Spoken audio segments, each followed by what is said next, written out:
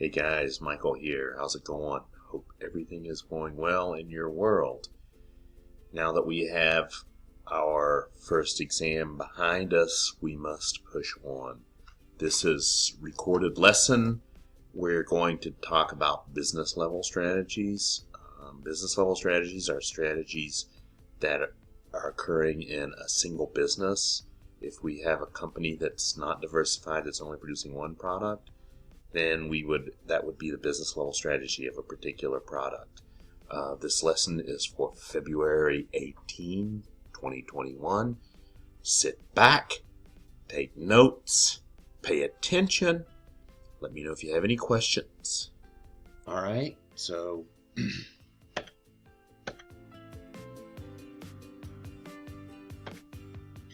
first question I'm going to ask you to think about is a simple one.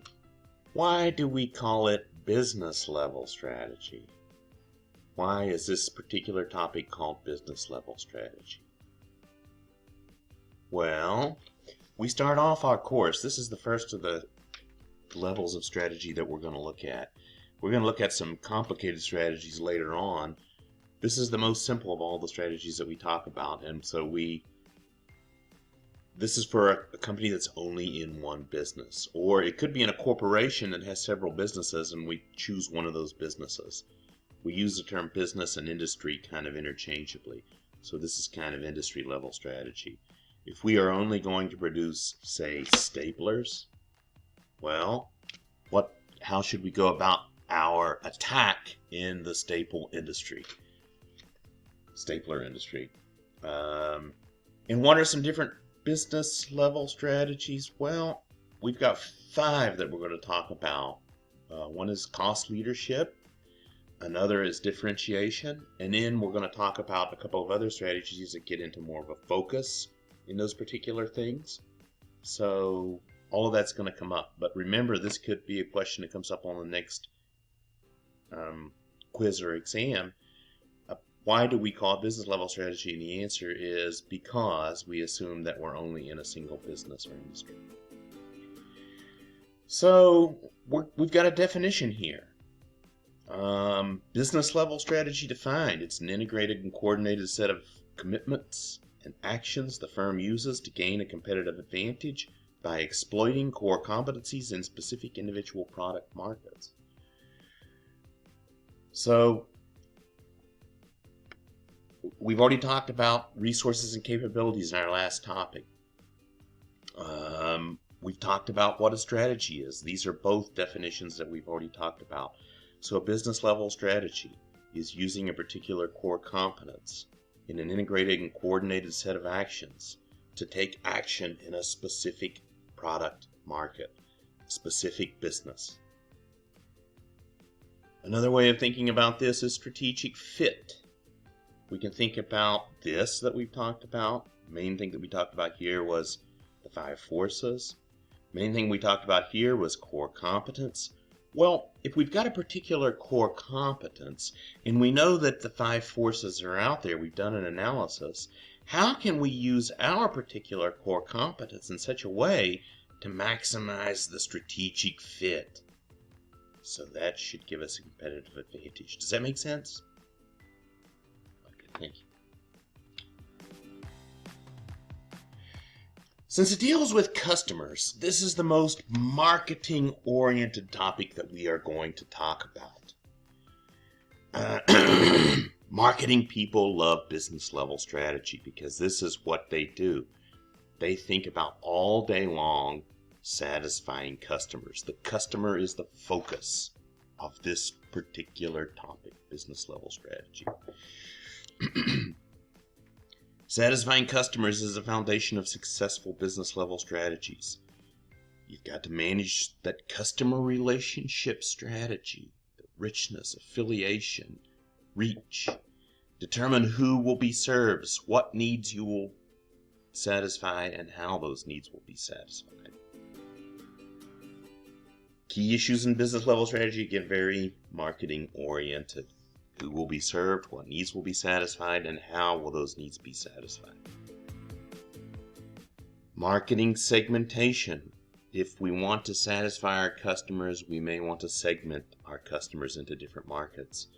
As the marketing people can tell us, we might think about our customers on a couple of levels. We might think about consumer markets. We might think about our B2B industrial markets. If we're segmenting our consumer markets, we might look at such things as demographic factors.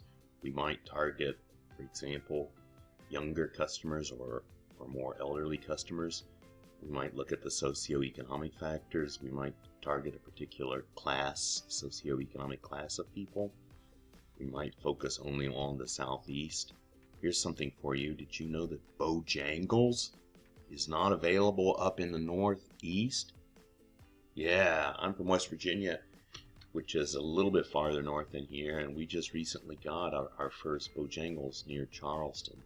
Thank goodness, right? Psychological factors. Marketing people spend a lot of time thinking about psychological factors and consumption patterns and perceptions. We may try to target, for example, luxury goods, and so we may want to create the perception that our product has more luxurious features.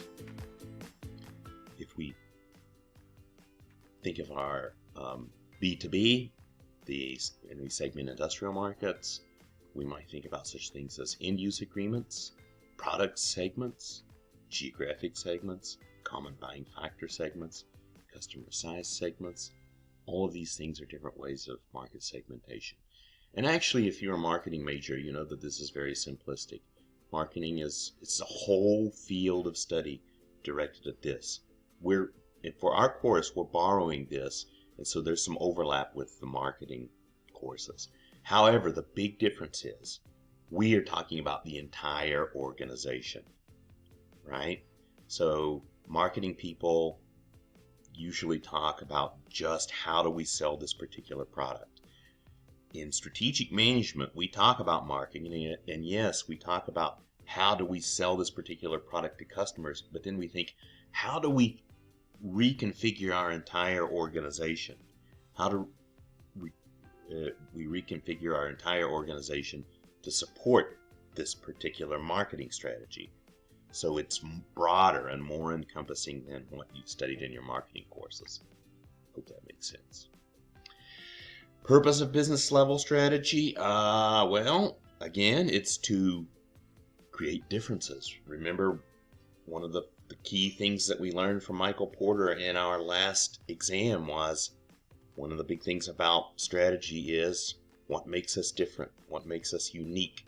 We want to create differences between the position of our firm and that of our competitors. So that means we have to make some choices. We have to choose to either perform activities differently or perform different activities, or both. One tool that we might use in order to demonstrate this is something called an activity map. An activity map, as you might have guessed, shows the activities, shows how they're integrated, and fit is the key to sustainable competitive advantage. I'm going to show you an activity map coming up in just a moment. Has anybody ever flown Southwest? Yeah, okay, so lots of people may have flown Southwest in the past. Southwest has a pretty good presence at the Charlotte airport. I know that. I've flown Southwest out of Charlotte before. So Southwest is a business school favorite. It's a company that has a unique culture. It has a unique strategy. It has lots of unique features that kind of set it apart. And actually, the airline industry, as Michael Porter mentioned in his last video that you watched, it's a pretty ugly industry. Usually it's hard to make consistent profits. Airline industry is one in which the margins tend to be topsy-turvy. They go up, they go down, and right now we all know that Warren Buffett got out of American Airlines, which, you know, that would have been unthought of a year ago. And the airlines right now are, of course, suffering very much, and they've had to take government handouts in order to keep from laying off lots of people. But here's what's bizarre. Southwest Airlines has been profitable every single year for the past 40 years. Yeah, that's a pretty good track record. That's the reason business professors like myself, like your marketing professors, other people, maybe supply chain professors, really love to talk about Southwest Airlines. Because it's a company that we can say, this is a crappy industry. It's ugly. Most companies don't do well. In the past 40 years, there have been dozens of companies that have come into business and went bankrupt. And through all of this horrible environment, you've had Southwest just stick to their little strategy and be consistently profitable for 40 years. Mind you, they're not always the most profitable. During the good times, their profit doesn't seem to swing as high as does some of the other airlines. However, during the bad times, they seem to hold their own, whereas the other airlines tend to be a lot more volatile. There seems to be a lot more inconsistency in the earnings of the other airlines than Southwest Airlines. And how do they do it? Well, let's look at their activity map. This is Southwest Airlines activity map. And we're going to call these nodes. We've got 6 what we're going to call primary nodes. And a node is really just a key feature of the strategy. All right? So the 6 primary nodes are limited passenger service, frequent reliable departures, a lean, highly productive ground and gate crew, high aircraft utilization, very low ticket prices, short haul point-to-point routes between mid-sized cities and secondary airports. Now I'm going to talk a little bit, I think most of these are self-explanatory, but let me talk a little bit about this one. Southwest Airlines is unique in that it doesn't use a spoke and hub system. Spoke and hub, most airlines have a spoke and hub system where they have a hub, and then anytime you fly that airline, you typically go into one of their hubs, and then you go out to a smaller city. So for example, well, we all know that Delta has a hub in Atlanta, right? So, gosh, it doesn't matter where you're flying in the U.S. If you fly out of Charlotte, you're pretty much going to go to Atlanta first if you fly Delta, right? Well, Southwest Airlines doesn't have that system. They fly directly to some of their other cities. They might have some connecting flights, but again, they do not rely on that hub and spoke system, okay? So let's look at these other nodes. These green ones here, we're going to call these secondary nodes, and these secondary nodes are just little supports of the primary nodes. So for example, no airlines do this now, but Southwest was the first one to stop serving meals. They never served meals. They don't assign seats. Personally, I don't like that. I don't know. I guess I'm a little bit anal that way. I like to know where I'm going to sit. I don't like having to try to barge onto the plane and elbow people out of the way to try to get a window or aisle seat. But no seat assignments. It works for Southwest Airlines. It's worked for them for a long time, and so they're not going to change it. It simplifies things. 15-minute gate turnaround. They don't use travel agents. In fact, the Southwest Airlines site is one of the busiest websites in the United States because it's the only way you can buy tickets is directly. They use automated ticket machines. This is a cool one, I think. This is kind of weird, or kind of weird in an interesting sort of way.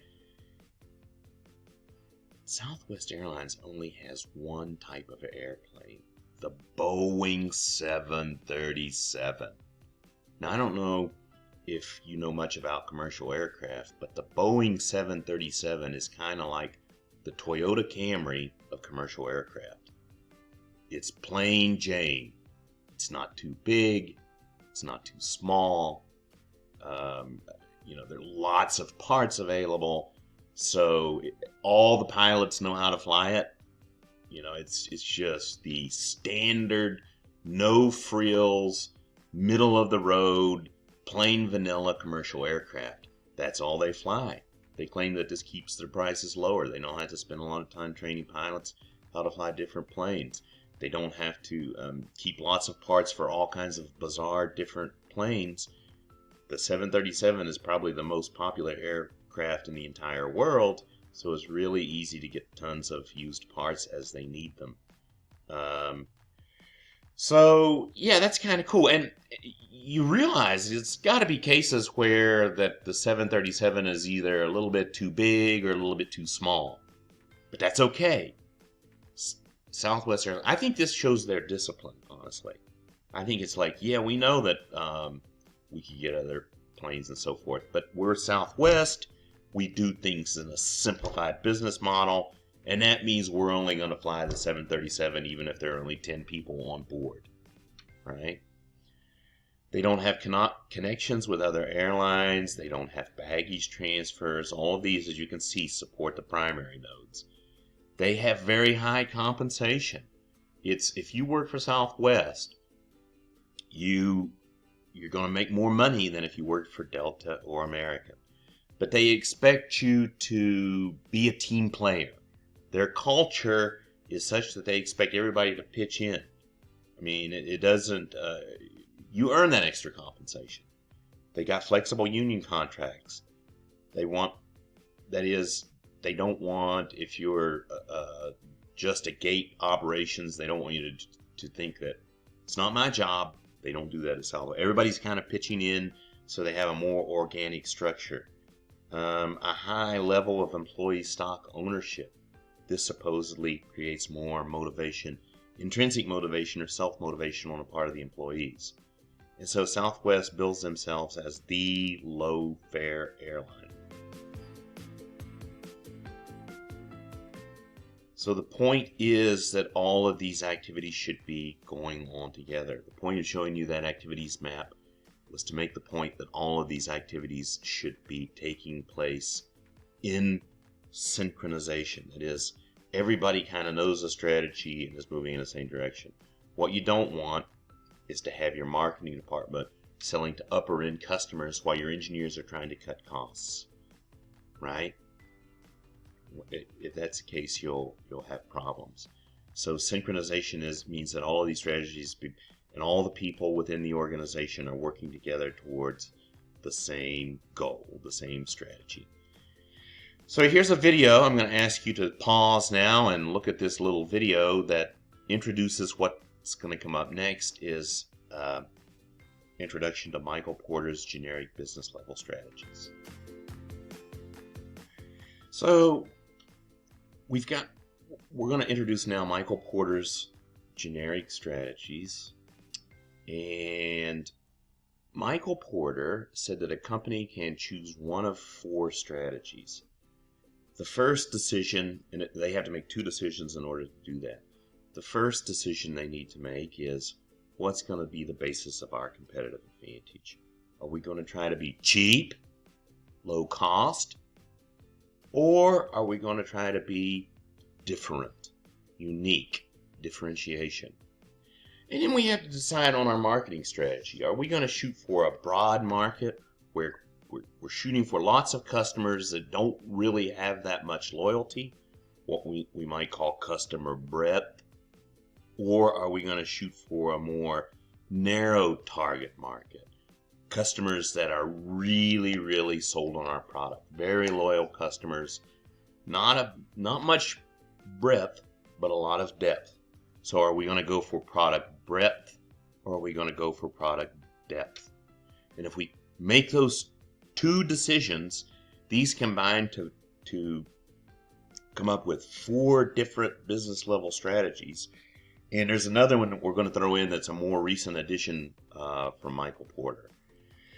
So here we are. We have the initial 4 business level strategies.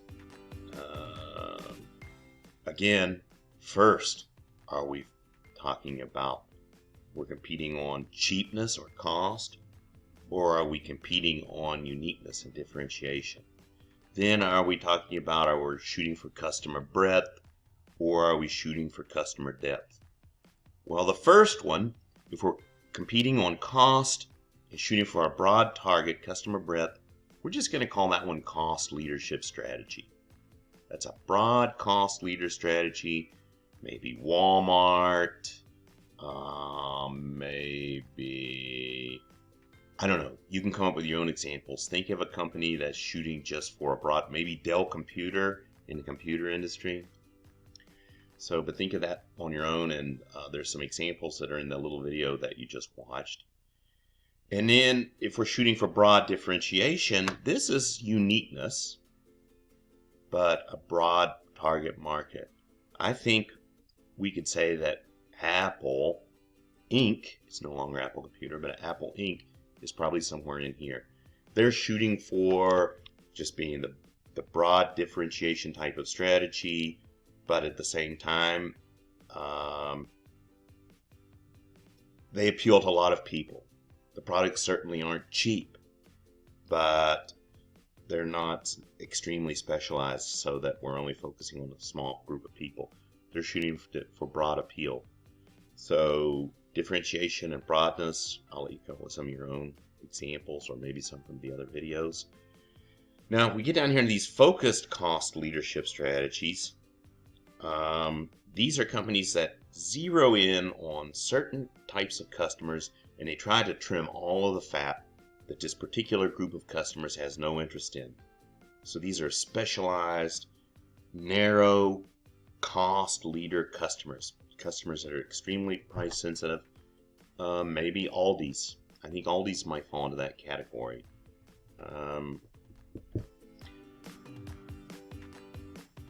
Oops. Page up just a moment. I wasn't ready for that one to come up. And the last one is focused differentiation. It's harder for me to think of ones in this one than this one. These are just little luxury niche products that appeal to a particular type of customer that's willing to really pay that extra. These are boutique types of products that appeal to a narrow segment, but that narrow segment is really willing to pay for those features, and so they often tend to be very costly. Now, Michael Porter, when he first came up with his generic strategies way back in the 1980s or so, he said, you gotta choose one of these. If you don't make a commitment and either shoot on this one, or this one, or this one, or this one, you're gonna be just stuck in the middle. And that's not in a good way. Stuck in the middle means something kind of bad, kind of derogatory, you might say. And then it means that you're really mediocre. The old thing your grandma used to say, well, if you try to please everybody, you'll end up pleasing no one. You think about, he said that companies that refuse to do this, they get stuck here, and then they're getting pecked away at all the edges by companies that are doing a better job of moving in and However, later, and this was not Michael Porter, these are other people that have come up with these additions about 10, 15 years later and said, you know what, Michael Porter, you're smart and all that, but I disagree. I believe there are some situations where companies are able to do it all.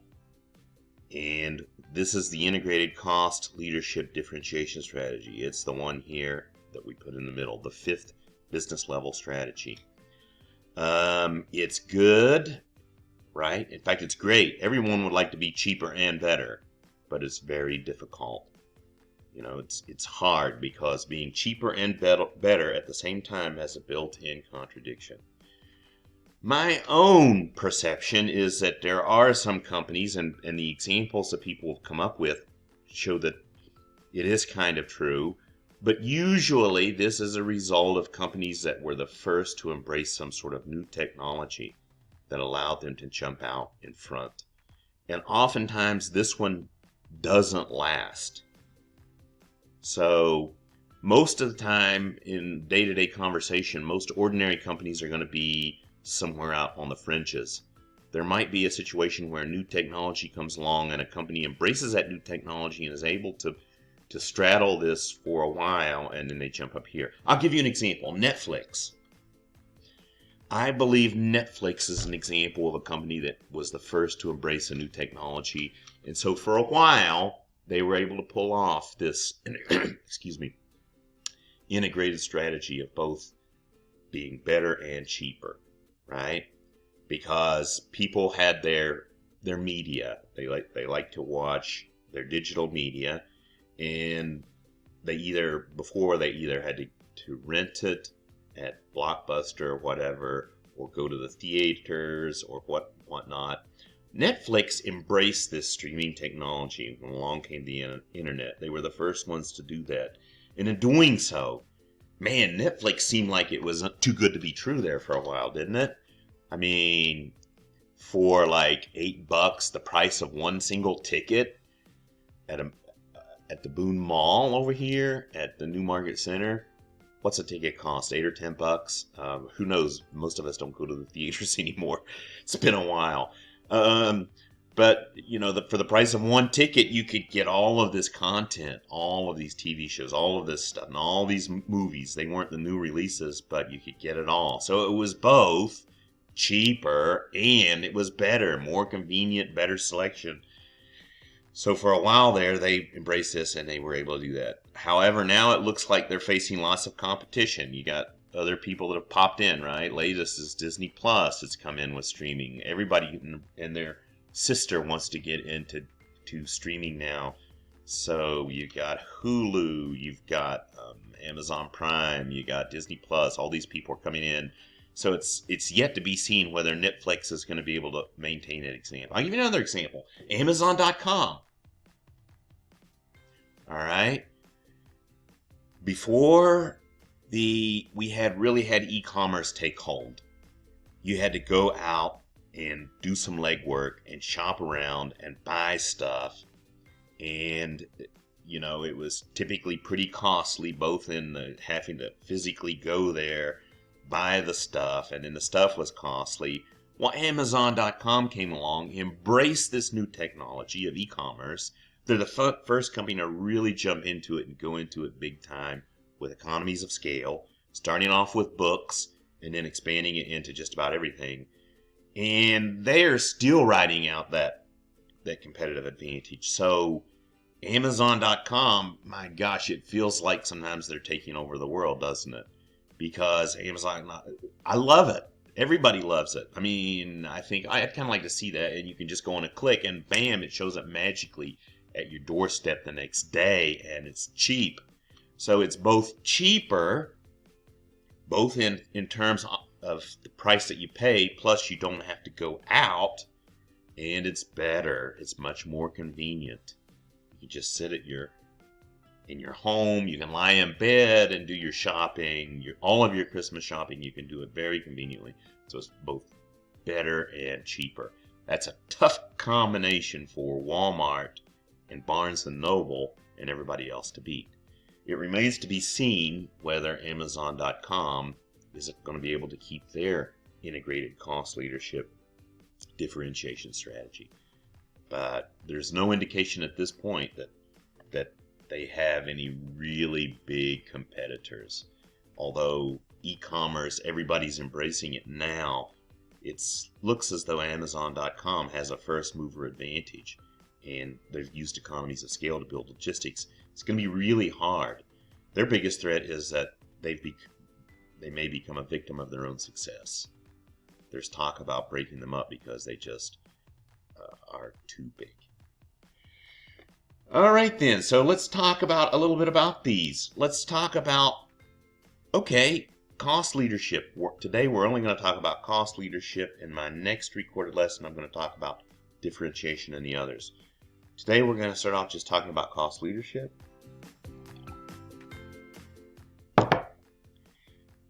Cost leadership strategy is an integrated set of actions taken to produce goods and services with features that are okay.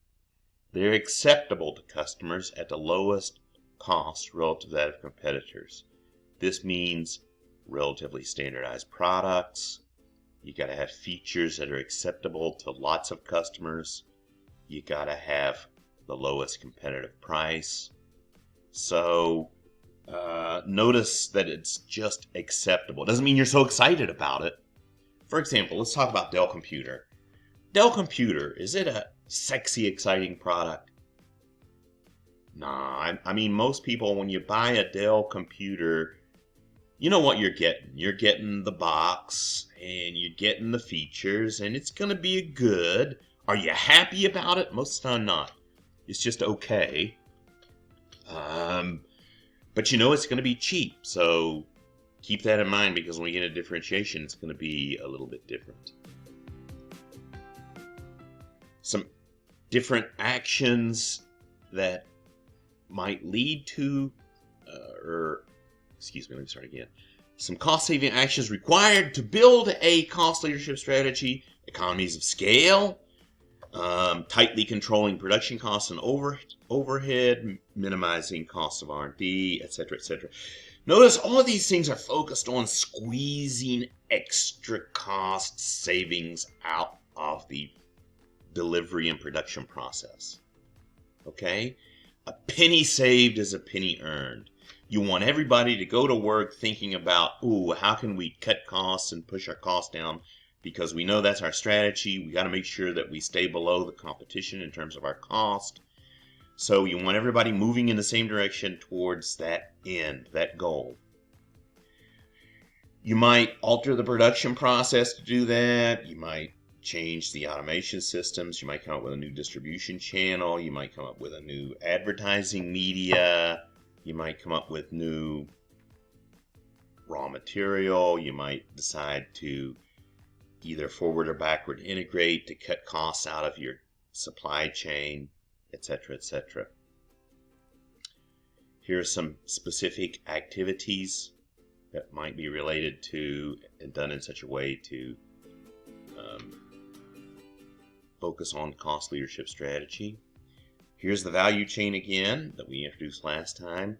These are all showing how the value chain might be managed in such a way to focus on a cost leadership strategy. So you'll notice each of these is talking about efficiency. All right.